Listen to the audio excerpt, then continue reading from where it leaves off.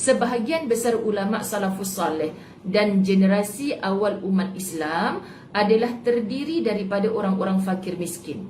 Para salafus saleh, tokoh-tokoh generasi awal umat Islam, terdiri mereka ini kebanyakannya daripada golongan fakir miskin. Bahkan ada yang berhak kaya, sepertinya Rasulullah, contoh tauladan kita kan, sahabat-sahabat berhak untuk kaya kerana dia lelaki pertama, orang nombor satu di Madinah, berhak sangat untuk kaya, tapi tak memilih hidup untuk kaya raya. Masya Allah, kenapa ya? Patutlah Nabi suka berkawan dengan orang-orang miskin. Rupanya berkawan dengan orang-orang miskin ni syukurnya lebih tinggi. Syukurnya lebih tinggi, sahabat-sahabat. Ini yang kita nak tiru. Orang miskin kita bagi benda, syukur. Bagi beras dengan telur sepapan, syukur.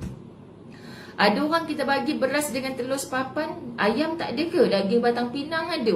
Gitulah sahabat-sahabat kan. Jadi kita berkawan dengan orang miskin, kita belajar. Ya Allah Ustazah, saya pergi rumah dia Ustazah, anak dia makan nasi berlaukkan kicap je. Kita pun belilah kan ayam goreng segera untuk dia. Lepas tu dia kata ni nak simpan untuk besok lah, nak makan untuk besok. Kenapa nak makan untuk besok? Makan sekarang. Sekarang dah ada lauk ni. Lauk apa tu? Buah kicap pun sedap, dah selera sangat.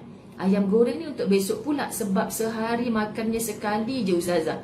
Allah, Ustazah tak jumpa seperti itu di Malaysia. Sahabat-sahabat anak-anak Malaysia kalau letak ayam goreng habis terus. Ustazah jumpa ketika ziarah pondok pesantren di Indonesia. Kita nampak kuah, pinggan beratur, bagi kuah. Sahabat, lepas tu hujung sana dia bagi ikan apa ya masa tu? Ikan tongkol. Sahabat-sahabat, ikan air orang Terengganu. Kemudian kita nampak Ustazah pun bisik dekat Ustaz, kalau macam ni kita bagi ni, ada tak kedai-kedai ayam goreng segera kat sini? Ada Ustazah, kita beli. Lepas tu hari ni Ustaz, bukan hari ni Ustazah, kalau hari ni sudah ada itu lauknya. Lepas tu kenapa tak hari ni? Tak apa, sempat lagi ni, kejap lagi yang batch kedua nak beratur ni boleh makan. Nanti yang lain tu boleh ratah je. Dekat je kedai tu kan. Iya, tapi kami di sini memang satu kali makan cuma satu saja lauknya. Satu. Kalau dua tu dia dah tak reti makan. Kita pula confuse. Kalau ada dua lauk dekat atas pinggan ni, dia pun tak reti makan, of course satu tu ditinggalkan. Sampai macam tu sekali sahabat-sahabat. Sebab budaya hidup.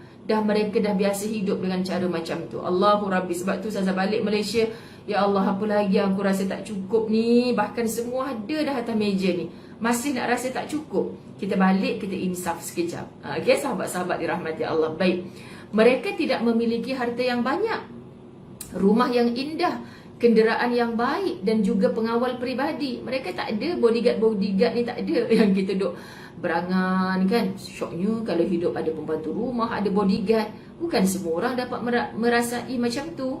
Bahkan mereka merasai dikelilingi oleh bodyguard sampai 8 orang pun mereka tak rasa senang pun. Mereka rasa, sahabat-sahabat dirahmati Allah, macam tersepit, macam duduk dalam penjara. Itu keadaan yang begitu. Namun demikian, mereka ternyata mampu membuat kehidupan ini justru lebih bermakna dan membuat diri mereka dan masyarakat lebih bahagia. Dalam kemiskinan itu, sahabat-sahabat, mereka masih mampu bahagia untuk diri mereka dan memberi bahagia kepada orang lain. Sahabat-sahabat yang terkini, baru-baru ni Ustazah terlibat dengan program menyantuni asatizah yang terjejas PKP, tak mampu membayar sewa rumah daripada bulan 5 hari tu, 5, 6, 7, 8. Dan kami usahakan sahabat-sahabat untuk sampai ke bulan 9 settle rumah sewa mereka. Ada yang daripada RM450, ada sampai RM1,000. Okay, sebab kawasan yang mereka duduk tu. Dan mereka bukan meminta-minta, tak pernah langsung meminta-minta. Dan kita perasan mereka terlibat dengan program-program menghantarkan bantuan-bantuan. Tak pernah meminta, boleh tak saya bawa balik beras ni sikit? Sebab kita tak tahu dia dalam susah. Rupanya bila kita, ya Allah, kita sembang secara halus, orang kata man to man talk kan, ke sahabat-sahabat dirahmati Allah, barulah bergenang air matanya. Dah tak tahu nak cakap, ni sikit lagi mesti tuan rumah dah bising halau keluar dari rumah. Macam mana nak berdepan dengan isteri. Dia bukan orang malas kerja, tapi kerjanya sekarang ni betul-betul terhalang untuk mereka mendapat pendapatan macam tu. Okey sahabat, tapi ya Allah, tak buka mulut meminta-minta. Ini sikap orang beriman. Makan seadanya. Sampai mereka kata, sahabat-sahabat dirahmati Allah, kalau soal makan tak kisah.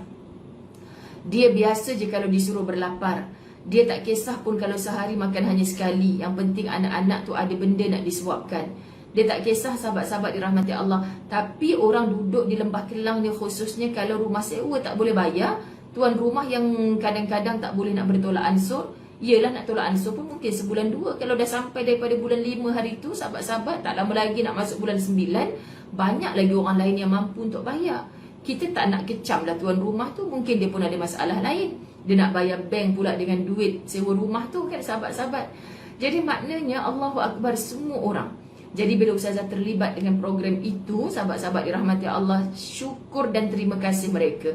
Ustazah cakap dengan para penyumbang, saya tidak akan kongsikan gambar mereka, saya tidak akan beritahu kecuali orang yang PM tepi saya nak tolong juga Ustazah, Ustaz tu, barulah saya minta izin tuan badan tu. Sebab mereka rasa macam jatuhlah maruah mereka sahabat-sahabat, sebab mereka bukan orang malas bekerja.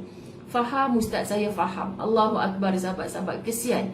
Tapi kita belajar sesuatu daripada semua ini. Pasti ada tarbiyahnya Allah. Tinggal lagi kita tak buka mata hati kita. Okay? Yang demikian itu adalah kerana mereka sentiasa memanfaatkan setiap pemberian Allah di jalan yang benar. Berani kerana benar. Kalau dia nak rebut, aku pun susah ni, bagi akulah beras-beras yang aku nak agih dekat orang taman kita. Kita duk amanahkan dia untuk agih dekat orang asnaf sekitar kawasan dia. Rupa-rupanya dia tu jauh lebih teruk daripada asnaf tu. Asnaf, sahabat-sahabat, yang dapat perhatian PPZ, duit rumah sewa tu PPZ bayar. Ustaz-ustaz ni, sahabat-sahabat dirahmati Allah, duit simpanan pun habis dah. Subhanallah, kesian sungguh. Allahu Akbar. Kadang-kadang orang-orang ni orang yang dekat dengan kita, tapi sebab kita tak sembang sungguh-sungguh dengan dia, kan, kita duk rasa macam alah kereta besar, takkan dah tak mampu. Kereta pun tunggu nak tarik je ni Ustazah. Macam tu sahabat-sahabat. Ini harinya yang kita nak cakap suka-suka hati. Ada orang yang berasa hati, tolonglah tolong. Okay? Dan kerana itu pula umur, waktu dan kemampuan atau keterampilan mereka menjadi penuh berkah. Hidup tak perlu bermewah-mewah sahabat-sahabat. Cukup kita rasa kita boleh hidup seadanya dan kita boleh memberi bahagia kepada orang lain. Nampak keterampilan mereka menjadi penuh berkah. Apa maksud? Orang tu bukan senang sangat, tapi nampak dia okey, keluarga dia bahagia, elok saja, subhanallah, anak-anaknya soleh-solehah, taat belaka. Kan sahabat-sahabat, itulah kehidupan yang penuh barakah. Allahu Rabbi. Sebaliknya, terdapat, hari ni tajuk ni panjang, kita cuba laju sikit.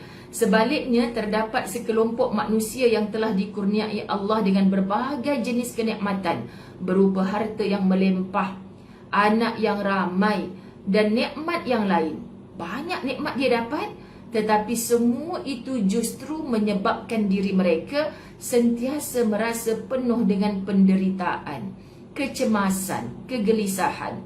Ada kereta baru sikit-sikit nak bangun intai. Kenapa bang? Duk bangkit dah berapa kali? Pukul 3 pagi ni nak tahajud ke tak? Nak intai kereta abang okey ke tak okey? Dia resah. Sahabat, kita kesian tengok orang macam ni. Allahu Akbar. Lepas tu anak yang ramai, lepas seorang. Allahu Akbar. Tidak ada tawakal, penyerahan diri kepada Allah. Anak yang jauh tu untuk apa? Untuk kita wakafkan di jalan-jalan Allah. Allah yang akan menjaga dia. Nanti bila besar, balik jadi doktor, insya-Allah dia orang yang bermanfaat kepada masyarakat di sekitar tempatnya. Contoh macam tu. Tapi sahabat, lagi anak duduk jauh, lagi kita resah gelisah. Anak tu nak belajar pun, hubungan hati ibu dengan anak. Sahabat-sahabat, sebab tu kadang-kadang orang-orang alim kan, bila mak-mak datang, Ustaz, saya rindu anak saya hantar asrama. Sekarang dah tak ada rindu dah, sebab dah duduk semua dalam rumah kan. Asrama pun kita tak boleh nak balik. Duduk dalam rumah pun kita mengomel juga. Kau ni asyik nak makan je, mama ni penat tau masak. Tapi bila anak tu duduk jauh, sahabat-sahabat dirahmati Allah, kita yang pula yang tak lalu makan. Macam tu kita ni. Jadi kita resah, gelisah dengan nikmat yang kita dapat. Kerana apa? Kita tak balikkan semula kepada Allah yang maha menjaga, ya Muhaimin, ya Hafiz, ya Salam. Masya Allah. Ini adalah kerana mereka telah menyimpang dari fitrah yang suci dan tuntutan hidup yang benar. Ini menjadi bukti nyata bahawa segala material, bentuk kekayaan, anak, pangkat, jawatan, kehormatan dan sebagainya bukanlah merupakan satu-satunya alat yang dapat menyelesaikan segala persoalan. Problem saya ni Ustazah, kalau saya dapat je anak, settle. Problem saya ni ustazah, kalau saya dapat je harta, settle. Problem saya ni ustazah, kalau saya dapat naik pangkat, settle. Kita kata, tapi Allah tak kata begitu pun. Allah yang cipta kita sahabat, Allah yang tahu bila tempoh jangka hayat kita, bila tarikh mati kita, bagaimana kita selepas mati, Allah Maha tahu. Lalu kenapa kita nak buat keputusan atas diri kita sendiri tanpa bertanya-tanya kepada Allah? Okey, sebab tu ada doa, sebab tu ada solat istikharah, sebab tu kita suruh ikhtiar sedaya mampu. Okey, walaupun terpaksa merangkak, pergilah. Untuk apa? Antara amal ibadah yang kata Nabi, kalau kau tahulah fadilat ni, kau akan pergi untuk melaksanakan subuh berjemaah itu dengan merangkak. Nabi tak cakap sebab nanti kau akan jumpa segunung emas, tak cakap. Tapi akal kita boleh berfikir.